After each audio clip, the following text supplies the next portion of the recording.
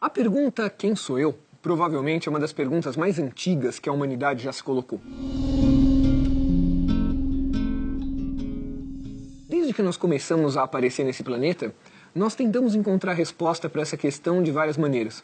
Um dia, milhares de anos atrás, sentados ao redor de uma fogueira, perto de uma caverna, nós olhamos para o céu e tentamos encontrar nas estrelas a resposta para a nossa existência. E então nós criamos a nossa mitologia, uma sabedoria muito séria, muito profunda, que nos deu algumas pistas para entender esse enigma. Mais para frente, nós fomos buscar no raciocínio e na filosofia uma outra resposta tão interessante quanto, e então nós nos deparamos com alguns paradoxos da existência que até hoje nos desafiam.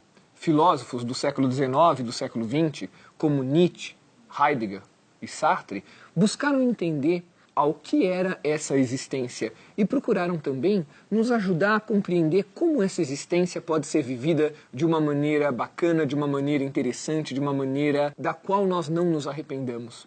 E a primeira coisa que Sartre nos lembra é que talvez o caminho para uma boa vida seja a autenticidade, lembrar que a sua existência é só sua.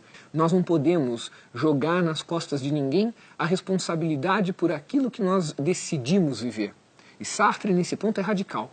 Você é responsável por todas as suas escolhas. Porque, mesmo quando você está coagido de todas as maneiras, você é o responsável por aquilo que você escolhe ser.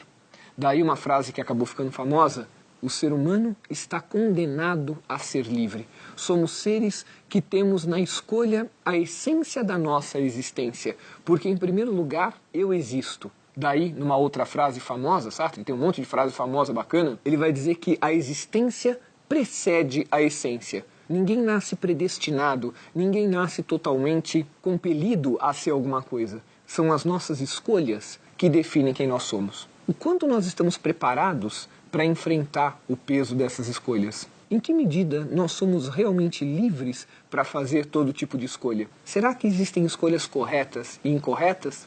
Talvez, para a gente pensar junto com Sartre, a gente precise chamar para conversa um filósofo do século XIX, que é Nietzsche, lembrando que nós somos um constante vir a ser. Nós não somos, nós estamos sendo. O quanto você está se esforçando para se tornar aquilo que você é? E o quanto você está pronto para assumir a responsabilidade que a liberdade de ser vai trazer para você? Talvez seja esse um dos grandes enigmas e um dos grandes desafios que nós temos. Lembrar que a nossa existência é só nossa. Mas, ao mesmo tempo, nós vivemos com os outros. As minhas escolhas, elas me trazem uma grande responsabilidade porque elas não são escolhas que dizem respeito apenas a mim. Pensar na minha existência quase que imediatamente me joga na responsabilidade de pensar essa minha existência junto com o outro. Pensar que esse outro é tão existente quanto eu. E se eu quero que a minha existência seja respeitada na minha liberdade, talvez isso me coloque imediatamente na responsabilidade de respeitar o ser do outro. Quem nos lembra disso é um filósofo francês chamado Emmanuel Levinas. Levinas nos lembra que essa responsabilidade não é uma responsabilidade só comigo, mas é uma responsabilidade também com todos os outros, porque só assim a minha existência não se torna uma desculpa para o egoísmo, mas ela se torna talvez o ponto de partida para uma relação de respeito, uma relação de convívio e uma relação de responsabilidade com o outro. Ainda não inventaram um aplicativo que crie ideias bacanas. Enquanto isso não acontece, inscreva-se no canal da Casa do Saber.